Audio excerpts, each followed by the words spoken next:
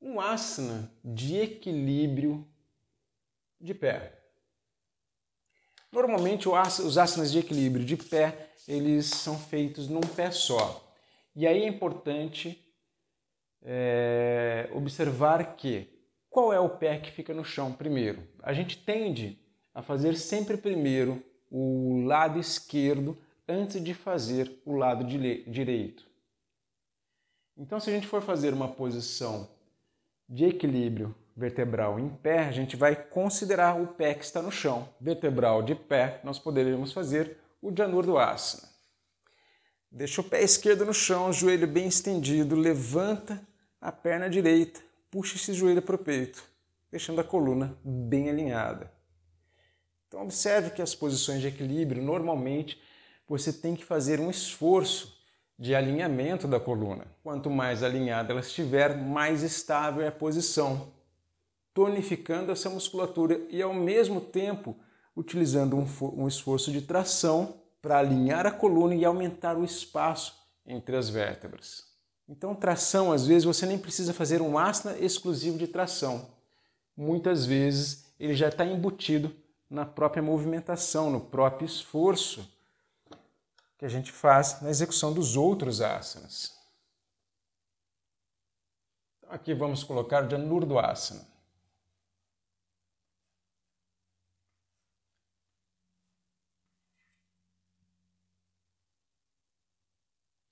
Agora, uma posição de flexão para frente de pé.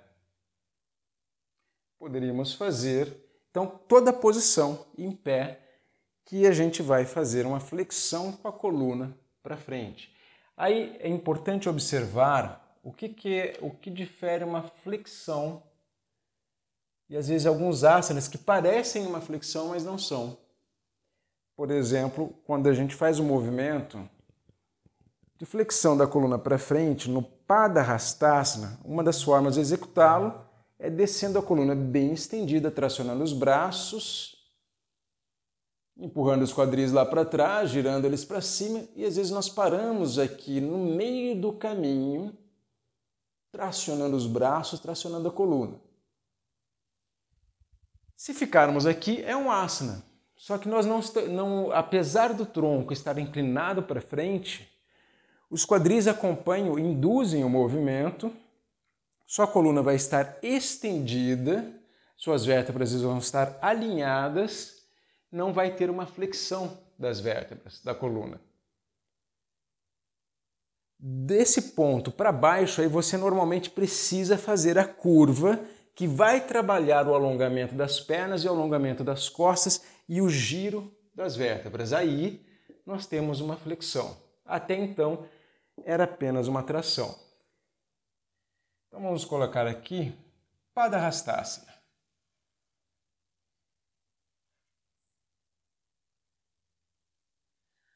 Os pés buscando as mãos buscando alcançar os pés e a testa nos joelhos. Depois, uma flexão para trás. Nós poderíamos sair já direto aqui do Padahastasana, subir, dar aquela tracionada, e é legal você sempre fazer uma tração antes de fazer a flexão. Você primeiro ativa os músculos, desperta os músculos, além disso aumenta o espaço entre as vértebras, já ganha ali um espaço maior entre as vértebras, e aí isso vai garantir uma flexão muito maior quando você fizer. Seguindo a linha de pensamento, o asana mais óbvio que a gente poderia fazer aqui, o Ardha Chakrasana. Então, cresceu aqui com os braços, com a coluna, faça a flexão para trás.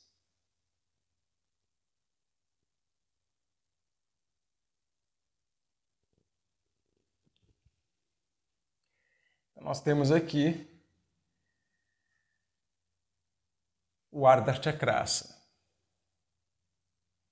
Vamos deixar o desenho mais nítido para entender que é uma retroflexão.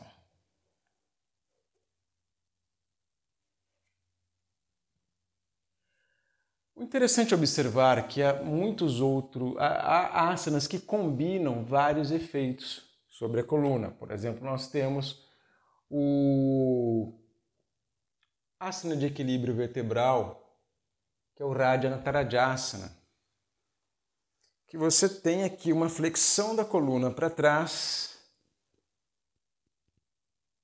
mas ela é limitada dependendo do praticante. Se ele não tiver uma estabilidade perfeita no quesito equilíbrio, ele vai ter dificuldade de fazer uma boa anteflexão. Alguns outros asanas de equilíbrio mesmo, onde você pode torcer a sua coluna, por exemplo, ou até mesmo fazer uma flexão para frente. No entanto, você só vai poder considerar o efeito da flexão feito naquele asana se você tiver total estabilidade no equilíbrio para poder focar em intensidade a flexão que você deseja fazer. Caso contrário, é preferível que você isole aquele asana, isole aquele efeito no asana específico para aquela situação, para aquele objetivo. Agora vamos às posições de flexão lateral. Então aqui com os pés juntos, na verdade poderia ser os pés juntos, os pés afastados, a 1 palmo, 2 palmos, 3 palmos, 5, 6 e até mais. Tanto para as posições de flexão para frente, para trás, quanto para os lados. A gente pode deixar existem vários asanas diferentes com as posições diferentes das pernas.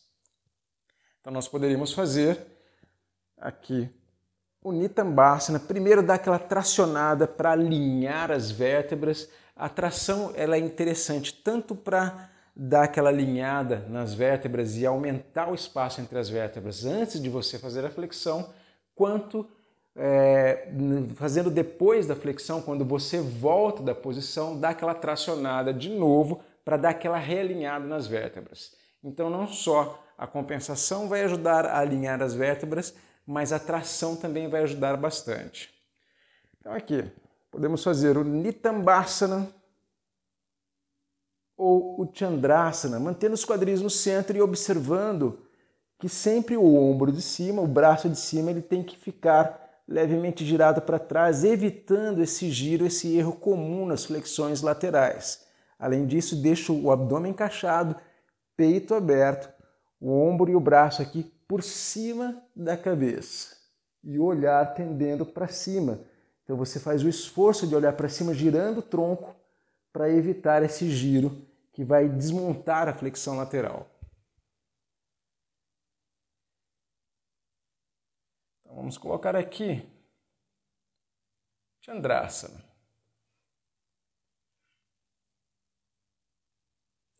Depois nós temos as torções.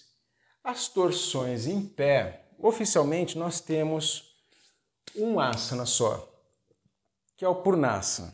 Nós deixamos os dois pés afastados ali, mais ou menos 1 palmo, os braços elevados até a altura dos ombros para frente, giramos o tronco para o lado da torção que nós queremos fazer, soltando o ar, fechando as mãos e puxando os braços lá para trás, girando a cabeça, girando a coluna, não gira os quadris, porque já que o objetivo é torção, nós temos que pensar nas duas extremidades.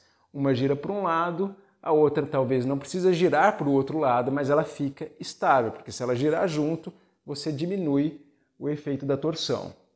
Então, o mais importante observar nas torções é que os quadris normalmente eles ficam firmes e o restante, incluindo a cabeça, gira junto. Pois a coluna começa na base da coluna ali nos quadris e vai até o final do pescoço. Inspira, desfazendo a torção, abrindo as mãos e ao soltar o ar de novo, já faça a compensação. Embora a torção em pé oficial só tenha uma, há outros asanas que você pode utilizar. Há asanas de equilíbrio que você pode fazer, mas como eu disse antes, você tem que estar bem estável na posição de equilíbrio, no equilíbrio em si, para que você possa focar nos outros efeitos, nos outros trabalhos que você pode executar sobre a coluna. Mas há asanas, por exemplo, de força, ou de abertura pélvica que você pode combinar outros efeitos. Por exemplo, no Dhanurasana, onde você vai deixar 5 palmos de distância entre os pés, vai flexionar o joelho, abaixando os quadris, até que o joelho fique alinhado com o calcanhar. E aqui você pode fazer uma flexão lateral, pode fazer uma flexão para trás e até mesmo uma torção da coluna, sem perder a estabilidade do restante. Nós vamos deixar aqui, por enquanto, só o Purnasana. Os pés afastados.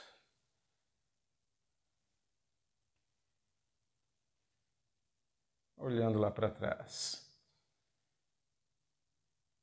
Agora vamos para as posições intermediárias, para os asanas intermediários. Vamos colocar aqui 2 como exemplo, sendo um sentado e um que não chega a ser sentado, mas também não é de pé e nem deitado. Começando com os asanas de equilíbrio. Nós temos, por exemplo, o Vayurtkasana, que você senta sobre os calcanhares, deixando os pés juntos, os joelhos juntos, você abaixa o tronco, abaixa os quadris, flexionando os joelhos, levantando os calcanhares e senta sobre os calcanhares, deixando a coluna bem verticalizada, sem inclinação nem para frente nem para trás. Senta sobre os calcanhares, ficando com as pontas dos pés no chão, joelhos elevados.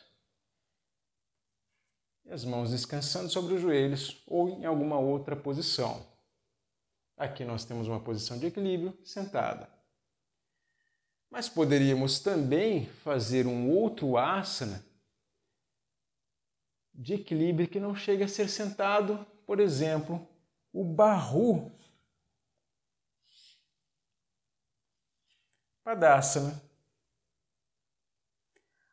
Uma das mãos apoiadas no chão, os braços estendidos, o tronco e as pernas estendidos e alinhados, fazendo um trabalho de tonificação muscular e, ao mesmo tempo, um esforço intenso de equilíbrio. Você precisa manter um bom alinhamento da coluna com os quadris, com as pernas e os braços para conseguir manter a posição. Um outro asana de equilíbrio é o Kakasana.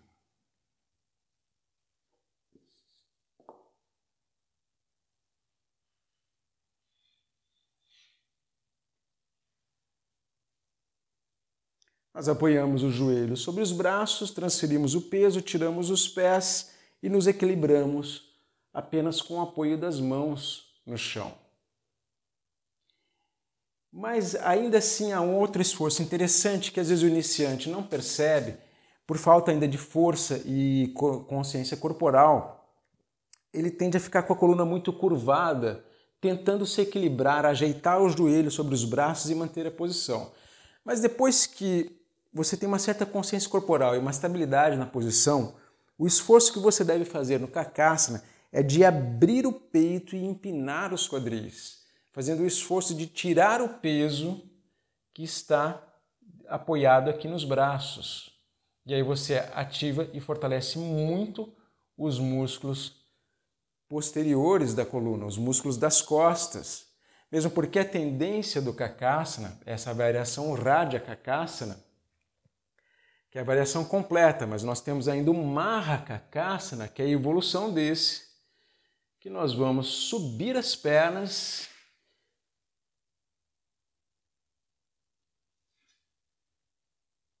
e o tronco, estendendo tudo para cima, ficando apenas com as mãos no chão. Aqui, por isso é importante esse desenvolvimento dessa força nas costas, essa tendência de girar os quadris, de abrir o peito, de alinhar a coluna, para ir tirando o peso dos joelhos de cima dos braços.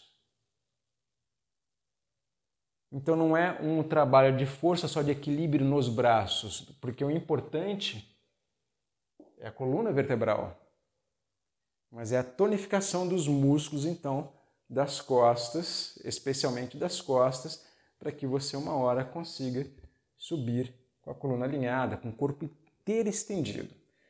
Então, nenhuma dessas posições aqui chegam a ser sentadas, mas elas ainda assim são posições de equilíbrio. Vamos deixar aqui Bahu Padasana.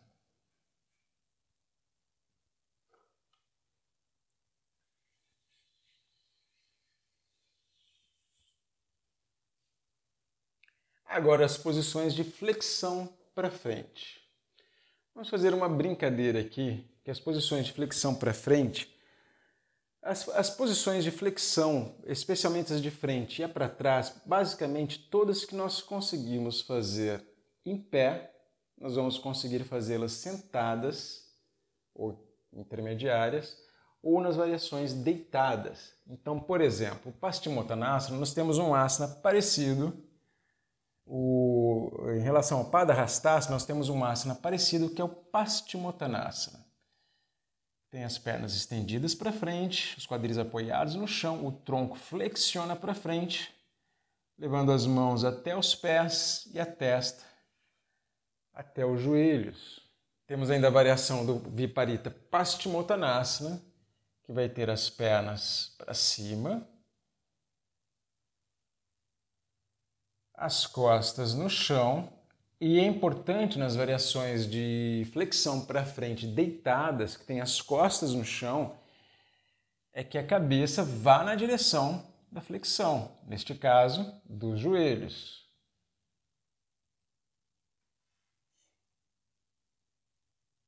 Os quadris podem ficar elevados, as pernas vão ficar aqui por cima, as costas têm que ficar no chão, e a testa vai na direção dos joelhos.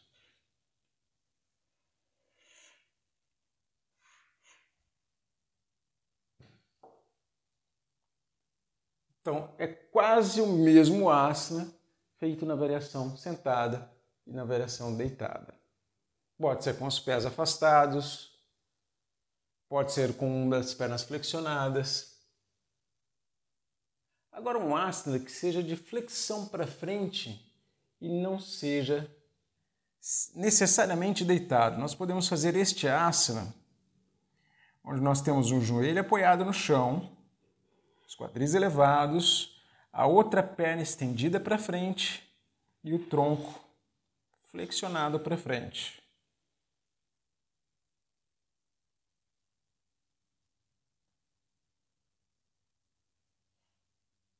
Nós não estamos nem deitado, nem em pé e nem sentado. E ainda assim estamos trabalhando a flexão da coluna para frente. De flexão para trás agora.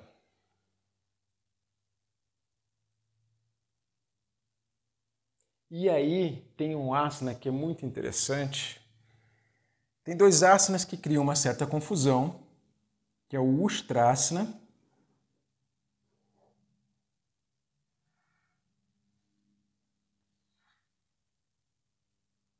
o Natashira Vajrasana e o Raja Chakrasana, que o pessoal de fora conhece muito como ponte.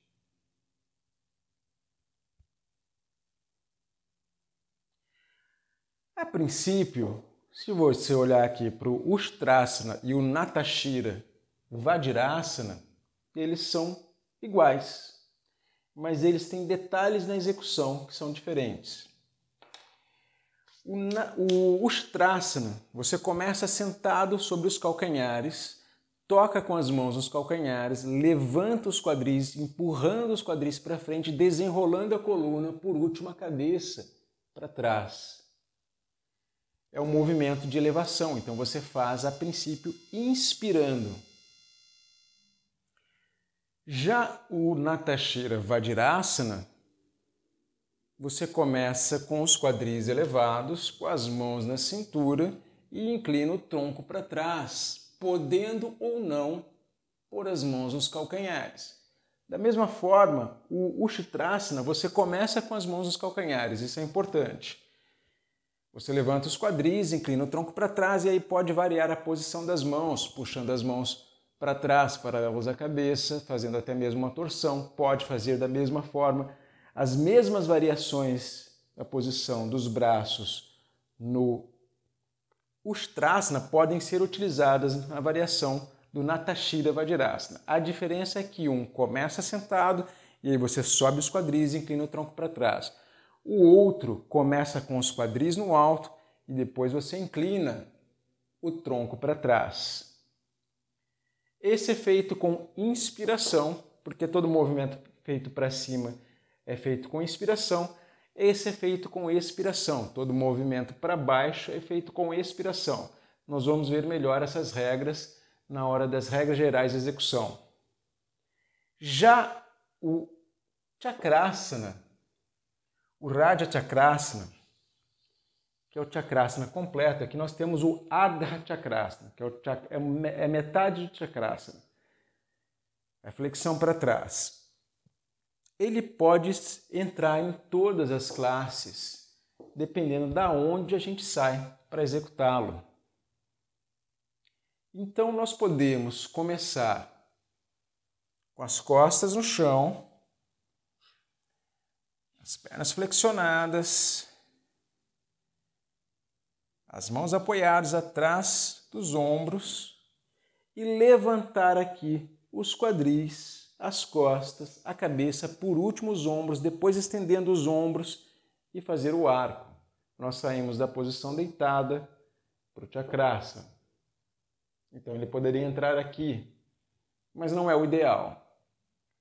Nós poderíamos ainda sair da posição sentada. Nós temos aqui os joelhos flexionados, o tronco elevado, uma das mãos apoiadas lá atrás, um braço para frente. E aí nós levantamos os quadris, a mão que está apoiada lá atrás, nós vamos girar a mão para trás, girando aqui o tronco primeiro para o lado e depois para trás, apoiando as duas mãos lá atrás, completando assim o Raja Chakrasana, partindo de uma posição sentada. Mas o Chakrasana, ele é por excelência uma posição, um asana de pé, porque o ideal, a forma mais correta, a forma mais ideal de executá-lo é partindo da posição em pé, em que a gente sai daqui, no caso teria que ser com os pés afastados. Nós vamos descer o tronco para trás, apoiar as duas mãos lá atrás e depois vamos subir, também saindo direto à posição sem deitar ou sem sentar. Nós vamos montar e desmontar, passar para o próximo asana, sempre começando em pé e terminando em pé. Essa é a forma mais correta, mais ideal de executar o Raja Chakrasana, por isso ele é classificado como um asana de pé. Mas nós podemos utilizá-lo aqui nas outras posições, nas outras categorias, dependendo da onde a gente vai sair. Se nós vamos sair de uma posição deitada ou se nós vamos sair de uma posição sentada. Mas para simplificar agora, vamos deixar um Ustrasana ou um Natashira Vajrasana aqui, com uma posição de flexão para trás que não é exatamente sentado. Tem uma posição que é o Kapodasana. Literalmente a gente está sentado durante a execução. A gente senta aqui em cima do calcanhar. Uma perna vai ficar flexionada para frente, a gente senta em cima desse pé, deixa a outra perna estendida para trás e o tronco aqui faz a flexão para trás. As mãos podem ser aqui em cima, pode ser aqui no chão, mas aqui nós estamos literalmente sentados.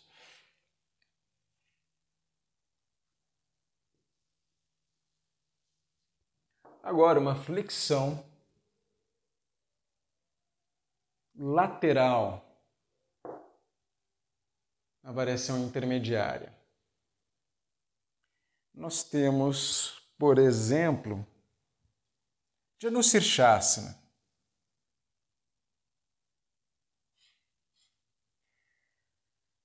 Sentado de frente, com as pernas afastadas, nós deixamos uma perna flexionada, a outra perna estendida e fazemos uma flexão lateral para o lado da perna que está estendida. A mão de cima vai na direção do pé, a de baixo ela faz uma alavanca aqui contra a coxa para ajudar a manter aquele esforço de não deixar inclinar a parte de cima para frente. Com o braço de baixo você empurra o ombro de baixo para frente e aí fazendo o esforço de olhar para o teto, girando não apenas o rosto, não apenas os olhos, mas girando o tronco inteiro para manter esse alinhamento da coluna e garantindo que a flexão seja exclusivamente para o lado. Mas nós podemos também fazer aqui o Parigrasana, com o joelho apoiado no chão, a perna para trás, a outra perna estendida para o lado e aí flexionamos o tronco para este lado.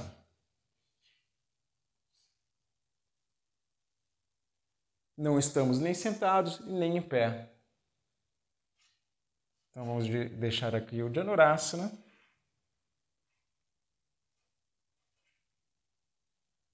E o Parigrasana.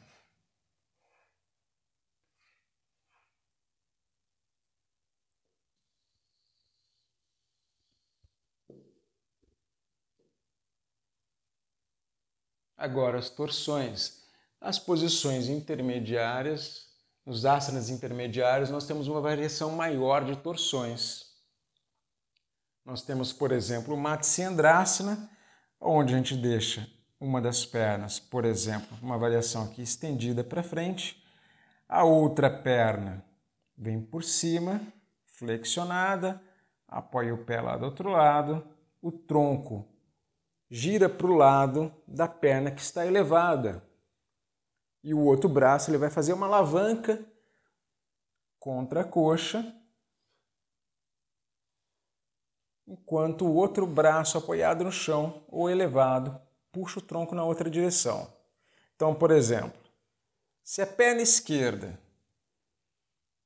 estiver por cima da direita, o tronco vai girar para o lado esquerdo, a mão esquerda apoiada no chão, vai puxar o tronco na torção, enquanto o braço direito, formando aqui uma alavanca, empurra, fazendo uma torção da coluna e o rosto gira para o outro lado. Se estendermos a perna aqui, nós vamos ter o Vakrasana. Nós ainda poderíamos fazer um outro asana, que ele é um asana de força, ele é um muscular, mas ao mesmo tempo ele é um asana de equilíbrio, mas ele também tem um trabalho intenso de torção na coluna, que é uma das variações de Kakhasanas. Nós temos aqui os braços apoiados, as mãos apoiadas no chão, os braços flexionados. As pernas vêm aqui na variação mais simples, flexionadas e apoiadas. A coxa apoiada, neste caso, por exemplo, seria a coxa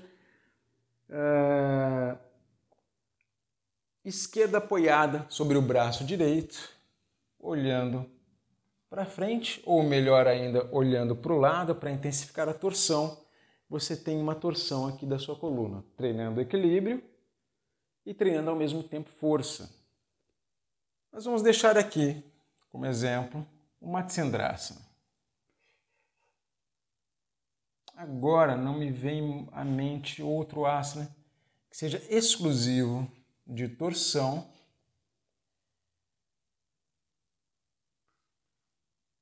que não seja necessariamente sentado.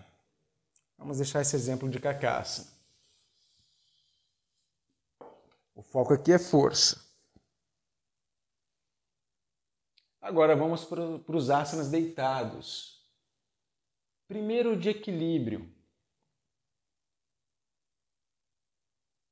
Dos asanas deitados é um pouquinho mais complicado, mas nós temos toda a variedade levando aqui em consideração o equilíbrio vertebral e a movimentação espinal, nós também temos as variações de asanas deitados.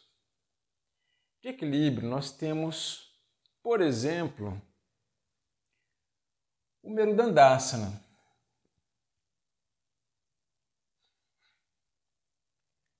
Ele consiste em você deixar deitar. Nós temos o Merudandasana, que é com as costas no chão, e nós temos um trabalho muito mais intenso abdominal, levantando o tronco e as pernas, deixando a lombar no chão. Mas se nós partirmos para a variação deitada de lado, nós vamos elevar o tronco de lado, deixando o apoio dos quadris no chão e as pernas estendidas. Puxando o braço de cima na direção do pé e o outro braço aqui, puxando para cima, também nesse sentido. Ou a mão pode ficar aqui, apoiada, tocando a cabeça, sem puxar a cabeça. E para você conseguir manter a posição, você tem que se equilibrar apoiando o quadril e a crista ilíaca para manter a estabilidade da posição. E aqui nós temos um trabalho de flexão lateral, de tonificação muscular aqui abdominal e também de equilíbrio. Esse Merudandasana pode ser feito fazendo o esforço de levantar o tronco ou deixando o cotovelo apoiado no chão, a cabeça em cima da mão, levantando as pernas. Ou, a variação mais avançada ainda, levantando o tronco e levantando as pernas, sendo que a perna de cima ela consegue subir um pouco mais e você mantém o esforço também de acompanhar com a perna de baixo. Então esse mesmo Merudandasana ou suas variações podem se encaixar aqui nas posições de equilíbrio. Vamos colocar uma das variações, que a gente levanta o tronco e deixa as pernas no chão. A cabeça aqui, o tronco elevado em curva lateral, a mão tocando na cabeça, mas não puxando a cabeça, esse braço tracionando na outra direção, subindo de lado. Nós temos aqui uma posição de equilíbrio vertebral. Mas também pode ser considerada uma flexão lateral. Vamos utilizar essa variação. Nós deixamos a cabeça apoiada no braço, na mão, o cotovelo apoiado no chão, e subimos as pernas.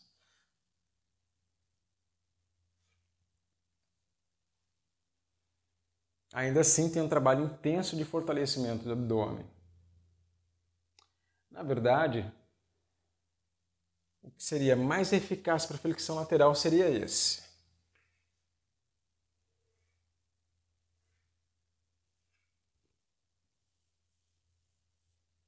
O que seria mais eficaz aqui para equilíbrio seria com a elevação do tronco e das pernas.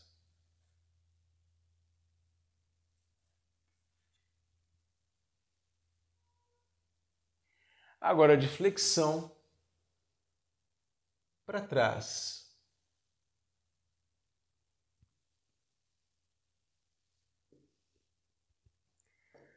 Nós poderíamos fazer o Dhanurasana, segurando atrás das costas. Nós flexionamos os joelhos, seguramos com as mãos o dorso dos pés ou os tornozelos. E aí fazemos o esforço de estender os joelhos e puxar os pés para cima, levantando do chão as coxas, os quadris e o peito, deixando apenas o abdômen no chão.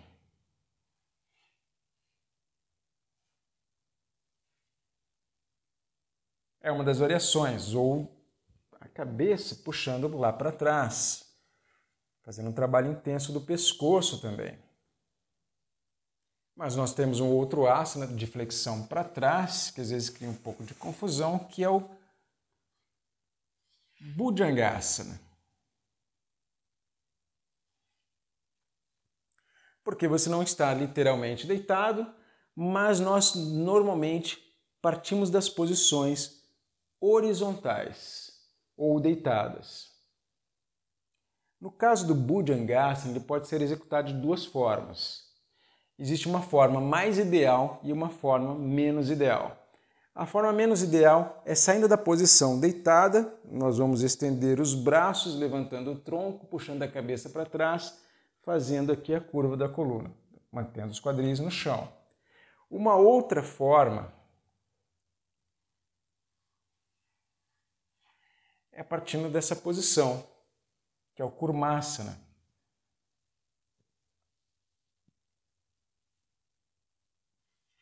Que é um asana de semi-relaxamento. Embora nós estejamos sentados, como o tronco está na horizontal, nós consideramos que ele faz parte da classe dos asanas deitados. Então aqui, saindo daqui, nós vamos estender os braços para frente. Depois nós estendemos os joelhos, lançando os quadris e o tronco lá para frente, já subindo o tronco na flexão. Qual é a diferença entre sair dessa posição ou direto da posição deitada para o Bhujangasana? A diferença é que o movimento de sair da posição deitada para o Bhujangasana, você vai fazer um movimento de mais ou menos ali 90 graus para fazer o Bhujangasana. Saindo daqui, você vai fazer um movimento de pelo menos 270 graus. É muito mais interessante esse movimento para a coluna do que esse movimento mais curto. Então as duas formas estão corretas, mas a forma mais interessante, a forma que nós mais utilizamos na execução do Bhujangasana é partindo da posição sentada sobre os calcanhares com o tronco abaixado. Dali nós não levantamos mais, já lançamos o tronco para frente e depois para trás, abaixando os quadris. Então vamos anotar aqui o Dhanurasana e o Bhujangasana.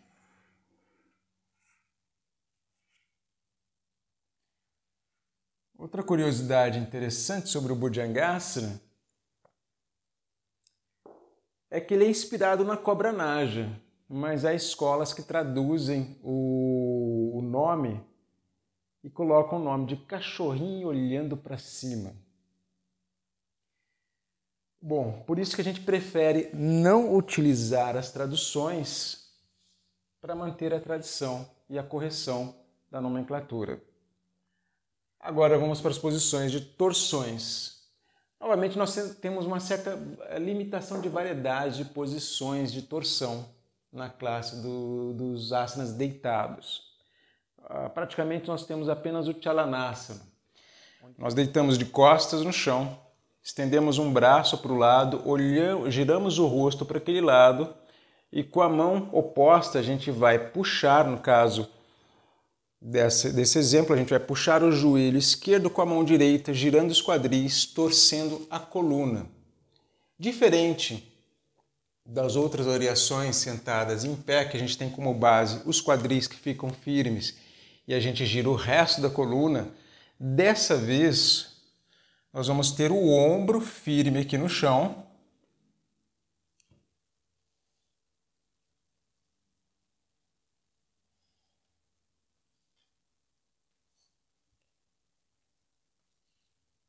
Então, o braço, por exemplo, o braço esquerdo no chão, o ombro esquerdo no chão, o rosto virado para o lado esquerdo, a mão direita puxa a perna esquerda para o outro lado, estendida ou flexionada, a outra perna fica embaixo, estendida ou flexionada.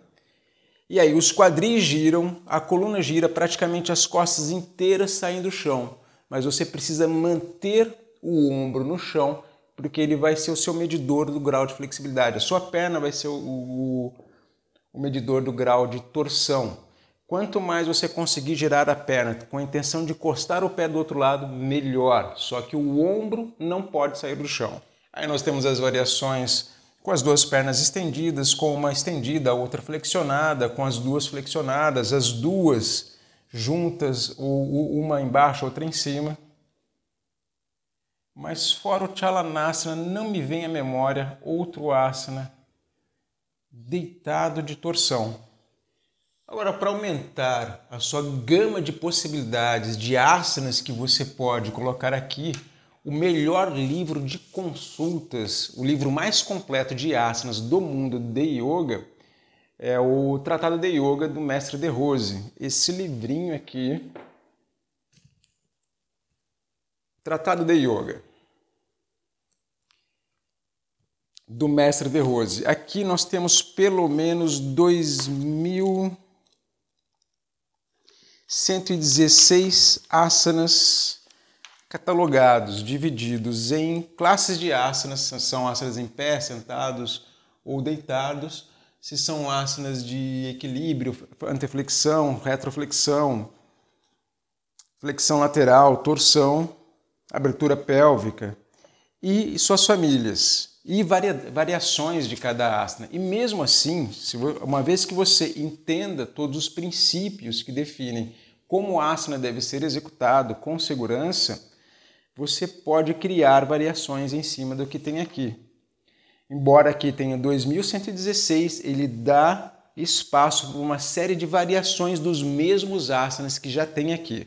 E aqui ainda tenho todos os asanas que são indicados para a prática deste método de yoga, que é inspirado no Swastika Yoga, quanto para outras modalidades. São asanas que não são utilizados no Swastika Yoga, mas são utilizados para outras modalidades. Então ele serve de consulta para todas as modalidades de yoga. E ao longo do curso a gente vai abordar quais são esses asanas que a gente não pratica e por que a gente não pratica. A maioria dos casos é por causa de segurança. Então, desejando uma opção maior de variedades para você distribuir aqui, levando em consideração que quanto maior for a variedade de asanas na sua prática, melhor você tem aqui como opção de consulta o Tratado de Yoga. Agora, para finalizar com chave de ouro a nossa série, nós vamos para os asanas invertidos. Nós vamos pegar o sangue que foi energizado e purificado ao longo de toda a prática para banhar e nutrir os principais órgãos do corpo que estão na parte alta. Então, nós vamos para os asanas invertidos. Nós temos aqui pelo menos 3 opções. A invertida sobre a cabeça, Sirshasana, a invertida sobre os ombros, Sarvangasana, a invertida sobre os braços,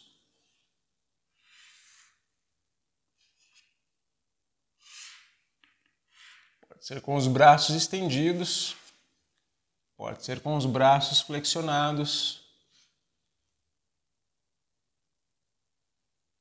O Vrishkasana. E nós temos um tipo de... Como exemplo dos asanas que a gente não faz no Swastika Yoga, nós temos esse Sirshasana executado dessa forma aqui. No Swastika Yoga, a gente utiliza esses 3. Esses 2 aqui são Vrishkasana, Sarvangasana, Sirshasana.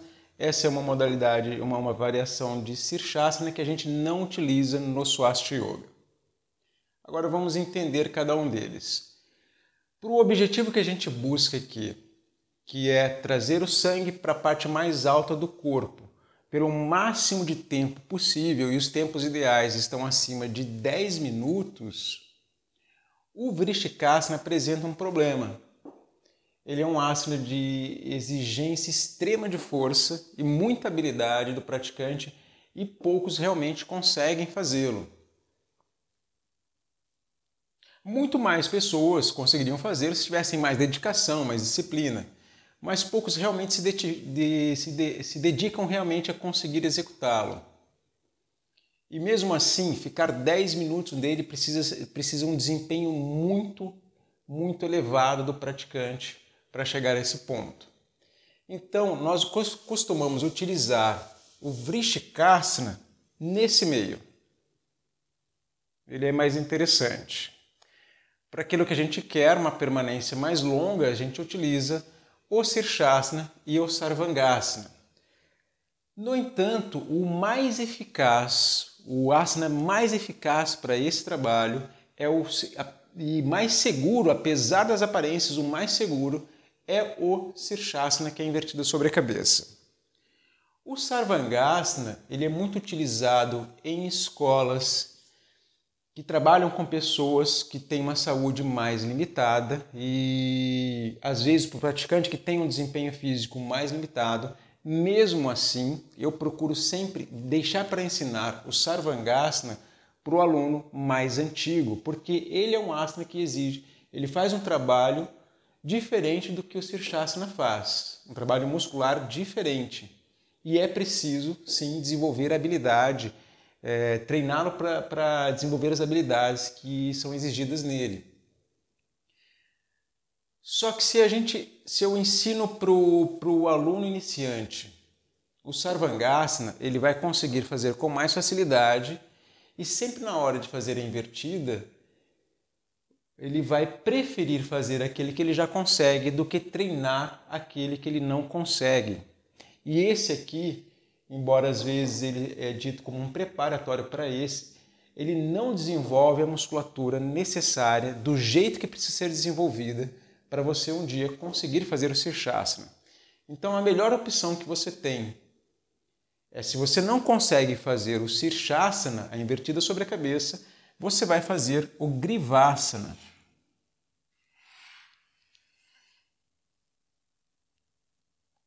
Que é a posição preparatória, é a posição que você faz antes de subir as pernas para ficar no Sirshasana.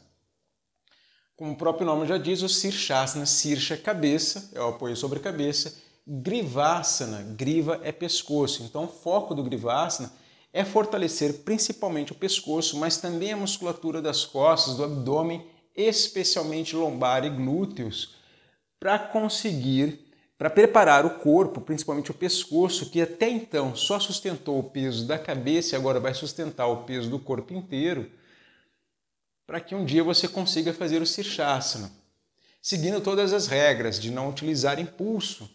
Você só vai conseguir subir para o Sirshasana, do Grivasana para o Sirshasana, quando sua musculatura estiver pronta. Desde que todas as regras de execução que a gente vai estudar ao longo do curso sejam observadas. Isso garante a sua segurança na execução do Sirshasana, porque enquanto a sua musculatura não estiver pronta para subir com segurança e sustentar com segurança o seu corpo, você não consegue fazer. Enquanto isso, você fica aqui treinando a musculatura para uma hora subir. E esse trabalho que o Grivasana faz, o Sarvangasana não faz. E o aluno iniciante, se ele aprende a fazer o Sarvangasana logo de cara, ele se acomoda, ele prefere fazer aquilo que ele consegue fazer do que focar no desenvolvimento daquilo que ele já tem mais dificuldade. Essa é uma falha comportamental bem interessante. Eu já vi um estudo sobre educação infantil que dizia o seguinte: você nunca deve parabenizar uma criança por ela ter tirado 10 e não parabenizá-la por ela não ter tirado uma boa nota. Porque quando você faz isso, você tende a educar a criança a só fazer aquilo que ela sabe que ela vai conseguir fazer para ela receber o prêmio no final. Quando ela percebe que ela não vai conseguir cumprir um desafio, superar um desafio, ela já não aceita aquele desafio, ela vai para aqueles que são mais fáceis, para aquele que ela sabe que já tem um melhor domínio. Então você tem que parabenizar a criança principalmente pelo seu esforço. Pode parabenizar pelo 10, mas quando ela não tira o 10, ela vai ela vai ser parabenizada, ela vai ser comemorada também, principalmente pelo seu esforço. Esse é um erro na educação, porque a gente aprende muito mais quando a gente erra do que quando a gente acerta.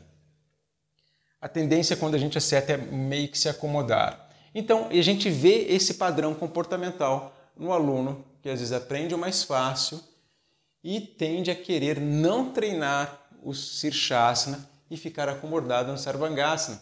E aí ele não treina, ele nunca vai fazer o Sirshasana. Então eu só ensino o Sarvangasana para aluno mais antigo, depois que ele dominou o Sirshasana. Agora nós temos essa outra variação aqui. Essa é uma variação de Sirshasana muito fácil de fazer. Às vezes o aluno, na primeira aula, sem muita consciência corporal, nem muito preparo muscular, ele consegue montar essa variação. O problema é justamente esse. Sem muita consciência corporal e às vezes a musculatura não está pronta para sustentar, principalmente o pescoço, para sustentar agora o peso do corpo sobre o pescoço, é muito mais fácil você se machucar nessa posição. Enquanto esta variação, como eu disse antes, apesar das aparências, ela é muito segura, porque você só consegue sair da posição preparatória quando a musculatura está pronta para suspender e sustentar a posição por bastante tempo. Lembrando que os tempos ideais são acima de 10 minutos. E aí nós chegamos num outro problema. O Sarvangasana, diferente do Sirshasana e dos outros asanas, até onde eu sei, é o único asana que tem uma certa limitação de permanência na posição. Porque como o apoio dele é sobre esse osso aqui, que se não me engano é a primeira vértebra da coluna dorsal, e é um apoio muito intenso, é muito peso ali, você não pode ficar tanto tempo quanto você poderia ficar livremente aqui no Sirshasana. Então ele não é o asana mais ideal para longas permanências. Ele precisa ser aprendido a fazer, as habilidades que ele desenvolve precisam ser treinadas, mas para aquilo que a gente quer, o asana mais ideal é o Sirshasana. No entanto, para efeito de balanceamento, ele se encaixa muito bem dentro desse quadro. Por isso nós vamos dividir aqui em duas partes,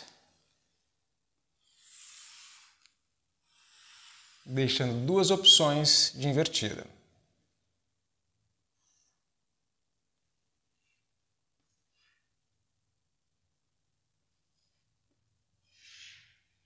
Agora tem uma outra característica que difere os dois. O Sirshasana, a invertida sobre a cabeça, ele precisa de um asana antes e um asana depois.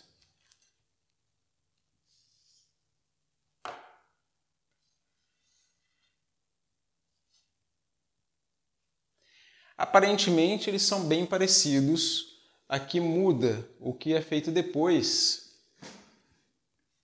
Antes, depois, ele tem a posição das mãos embaixo da testa diferente. E as funções dos dois são diferentes.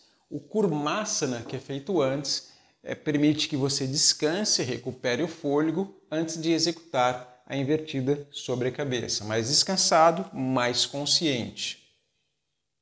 E apesar de ele parecer um asana sentado, ele faz, como ele tem a coluna na horizontal, ele faz parte dos asanas que a gente considera deitados. Então você vai sair das posições deitadas, vai encerrar as posições deitadas com o Kurmasana, que é um asana de semi-relaxamento, descansando, se preparando para executar o Sirshasana. Na volta você faz o Dharanasana, que tem a posição das mãos diferentes, embaixo da testa, com a função de dar um tempo para você normalizar a circulação sanguínea. O ideal é que você não faça a elevação do tronco logo em seguida. Deixe a circulação sanguínea normalizar antes de levantar o tronco. E tomando cuidado, né, antes do Sirshasana, você senta e não levanta o tronco. A gente sempre precisa chamar a atenção do praticante que ele não deve elevar o tronco para se arrumar e coisa e tal antes de fazer a invertida, porque daí você quebrou todo o balanceamento. Nós fizemos os asanas em pé, sentados, deitados, e aí você senta de novo, quebrando o efeito do balanceamento, que leva em consideração o critério do efeito da gravidade sobre a circulação sanguínea.